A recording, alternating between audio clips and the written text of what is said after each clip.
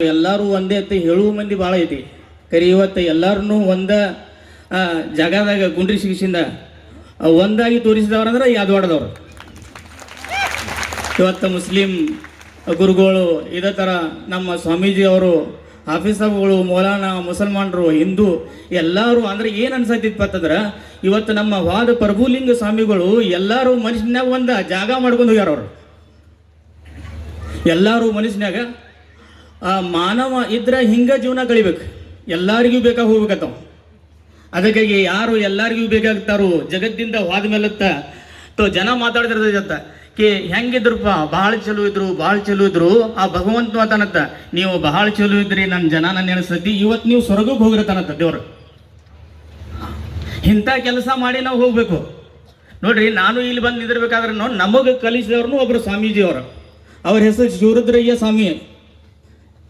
ನಮಗೇನು ಗೊತ್ತಿದ್ರಿಕಲ್ಲ, ನಾವು ಏನಿಲ್ಲ ಹಿಂಗೆ ನಡೆದಿದ್ವು. ಕರೆ ಆ ಸ್ವಾಮೀಜಿ ನಮ್ಮ ಮನೆಗೆ ಬರ್ತಿದ್ರು. ಅವ್ರು ಹೇಳ್ರು ನಮ್ಮ ಅಪ್ಪರಿಗೆ, ನೋಡ್ರಿ ಇವ್ರಿಗೆ ಮದರ್ಸ್ದಾಗ ಕಲಿಸ್ರಿರ್ತಾರ, ಅವರು ಕುರಾನ್ ಕಲಿಸ್ರಿ ಇವ್ರಿಗೆ. ನಮಗೆ ಗೊತ್ತಿದ್ರಿಗಲ್ಲ ಕುರಾನ್ ಅಂದ್ರೆ ಏನ, ಮುಸಲ್ಮಾನ್ರ ಹೆಸರಿಗಿದ್ದು. ಕರೆ ನಮ್ಮನ್ನ ಮುಂದೆ ವಯಸ್ಸಿಕಿಸಿಂದ ಇವತ್ತು ಒಂದು 4 ಮಾತು ಹೇಳುವಂಥವ್ರು ಮಾಡಿದವರು ಅವರು ಸ್ವಾಮೀಜಿ. ಇವತ್ತು ಇಲ್ಲಂದ್ರೂ 26 ವರ್ಷ ಹಿಂದೆ ಅವ್ರು ತಿರ್ಕೊಂಡಾರ ಸ್ವಾಮೀಜಿ ಅವರು.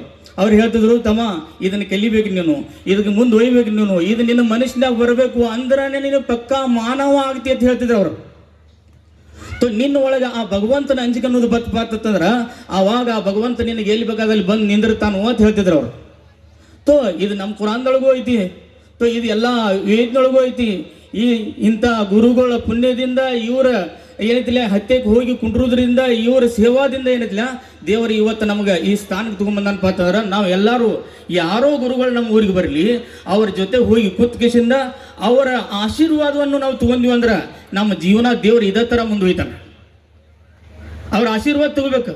ಅವ್ರು ನಮ್ಗೆ ಉರ್ದುದೊಳಗತ್ತಾರ, ಅವ್ರ ದುವಾ ತಗೋಬೇಕತ್ತ. ಗುರುಗಳ ಆಶೀರ್ವಾದದಿಂದ ಮನುಷ್ಯ ಏನಿದ್ಲ ಭೂಮಿಯಿಂದ ಆಕಾಶ ಮ್ಯಾಗ ಹುಕ್ಕನತ್. ತಾಯಿ ತಂದೆ ಆಶೀರ್ವಾದದಿಂದ ಏನಿದ್ಲ ಅವ ಭೂಮಿ ಮ್ಯಾಗ ಬಂದಾನು. ಕರೆ ಗುರುಗಳ ಆಶೀರ್ವಾದದಿಂದ ಮನುಷ್ಯ ಏನಿದ್ಲ ಬಹಳ ದೊಡ್ಡವಾಗ್ತಾನು. ಅದಕ್ಕಾಗಿ ಒಬ್ಬ ಬರದ ಏನ ತಿಳಿಕಿಸಿಂದ ನೋಡಪ್ಪ, ಒಂದು 100 ವರ್ಷ ಇರಬೇಕತ್ತ ನಾವು. ಕರೆ 100 ವರ್ಷ ಬದುಕಬೇಕಾದ್ರೆ 100 ವರ್ಷ ಅಂತೀವಿ, ಬದುಕಕ್ಕೆ ಸಾಧ್ಯ ಇಲ್ಲ. ದೇವ್ರ ನಡುವ ಭಗವಂತ ತಗೊಂಡು ಹೋಗ್ಬಿಡ್ತಾನು. ಎಲ್ಲ ನೀನು ಜೀವನ ಈ ತರಿ ಕಳೆದು ಹೋಗು ಜೀವನ ನಿನ್ನ 100 ವರ್ಷ ತಕ ಜನ ನೆನೆಸ್ಕೊತಿರ್ಬೇಕು. ಹಂಗೆ ನಮ್ಮ ಪ್ರಭುಲಿಂಗ ಸ್ವಾಮಿ ಅವರು ಹಿಂಗೆ ಜೀವನ ಕೊಡೋದ್ರು. ಇನ್ನು 100 ವರ್ಷ ತಕ ಆದ್ರೂ ನಮ್ಮ ಯಾದವಾಡ ನೆನೆಸ್ಕೊತಾ ಇರ್ತೈತೆ ಅವ್ರಿಗೆ. ಅಂದ್ರೆ ಅವ್ರು ಆದ್ರೂ ಅವ್ರು ನಮಗೆ ಬದುಕ್ಯಾರ ತೀಸ್ಪಾದ ಏನು ಅನ್ನೋ ಸಬಕ ಪಾಠನ್ನು ನಮಗೆ ಕಲಿಸುವಾದ್ರು. ಅಂಥ ಜೀವನ ಒಳ್ಳೇದವಾದ ಜೀವನ ನಾವು ಕಳಿಬೇಕು. ಅದಕ್ಕೆ ಹೇಳ್ತಾರು, ಗುರುಗಳು ಹೋದ ಮೇಲತ್ತ ನಾವು ಏನು ಮಾಡ್ಬೇಕಪ್ಪ ಅಂತಂದ್ರೆ ಒಳ್ಳೆಂತೆ ಕರ್ಕೊಂಬರಕ್ಕೆ ಸಾಧ್ಯ ಇಲ್ಲ, ನಾವು ಅವ್ರತೆಗೆ ಹೋಗ್ಬೇಕಾಗೈತಿ. ಕರೆ ಅವ್ರು ಯಾವ ಪೊಸಿಷನ್ ನಮಗೆ ಬಿಟ್ಟು ಹೋಗ್ಯಾರು ಆ ಪೊಸಿಷನ್ವನ್ನು ಮುಂದುವಹಿಸ್ಬೇಕು.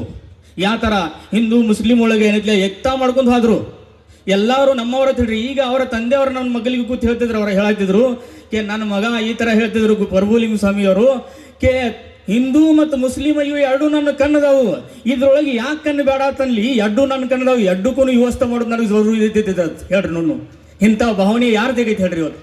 ಇಂಥ ಭಾವನೆ ಇನ್ನು ಬರೀ ಅವ್ರು ನೆನೆಸ್ಕೊತ ಹೋದ್ರೆ ಆಗಂಗಿಲ್ಲ. ಅವ್ರು ಹೇಳಿದ್ದ ಮಾತಿನ ಮ್ಯಾಗ ನೀವು ಸಾಯೋ ತಕ ನಡೆದಿಪ್ಪ ಅಂತಂದ್ರೆ ಅಸಲ್ ನಾವು ಅವ್ರ ಶಿಷ್ಯಾರತಿಸಿಂದ ತಿಳ್ಕೊಳ್ಳೋದು.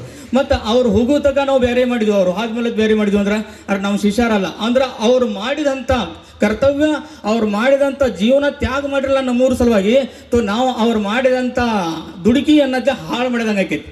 ಇದನ್ನು ಮುಂದುವಹಿಸ್ಬೇಕಪ್ಪ ಅಂತಂದ್ರೆ ಭಗವಂತನ ಅಂಜಿಕೆ ನಮ್ಮೊಳಗೆ ಬರ್ಬೇಕಪ್ಪ ಅಂತ ಹೇಗಿಸಿಂದ ನಾವು ಏನಿಲ್ಲ ಪ್ರಯತ್ನ ಮಾಡಬೇಕು. ಇದೇ ಥರ ನೋಡ್ರಿ, ಒಂದು ಕಾಲದೊಳಗೆ 3 ಮಂದಿ ದೋಸ್ತರು ಆದ್ರತ್ ನಡ್ಕೋತ ಹೊಂಟರು. ಗುಡ್ಡದ ವಾಡಿ ಒಳಗೆ ಕೆಟ್ಟ ಗಾಳಿ ಬಿತ್ತು ಮತ್ತು ಮನಗಂಡ ಮಳೆಯಾಗ ಚಲೋ ಆದತ್. ಇನ್ನು ಮಳೆ ಆಗೋದ್ನಾಗ ಎಲ್ಲಿಯೂ ಡೊಕ್ಕೊಳಕ ಮಳೆಯಿಂದ ಉಳಿಯಾಕ ಜಾಗ ಇದ್ರಿಕಲ್ಲ ಅವ್ರಿಗೆ. ಏನು ಮಾಡಿರಪ್ಪ ಅಂತಂದ್ರೆ ಒಂದು ದೊಡ್ಡ ಗವಿ ಇತ್ತು, ಗವಿ ಒಳಗೆ ಹೋದ್ರು. ಆ ಗವಿ ಒಳಗೆ ಹೋಗೋದಕ್ಕೆ ಏನಾಗ್ತಪ್ಪ ಅಂತಂದ್ರೆ ಆ ಮಳೆಗೆ ಜಾರಿ ಬಂದ ಕಿಶನ್ ಒಂದು ದೊಡ್ಡ ಪಡಿ ಬಾಯಿಗೆ ಬಂದು ಕೂತ್ಬಿಡ್ತು. ಅದು 3 ಮಂದಿ ಸರಿಸ್ರು ಸರಿಯಾಗಿ ತಯಾರಿಲ್ಲ. ಅದು ಏನು ಮಾಡ್ರು ಇಲ್ಲ, ಒಳಗೆ ಬೆಳಕು ಇಲ್ಲ, ಗಾಳಿನೂ ಇಲ್ಲ.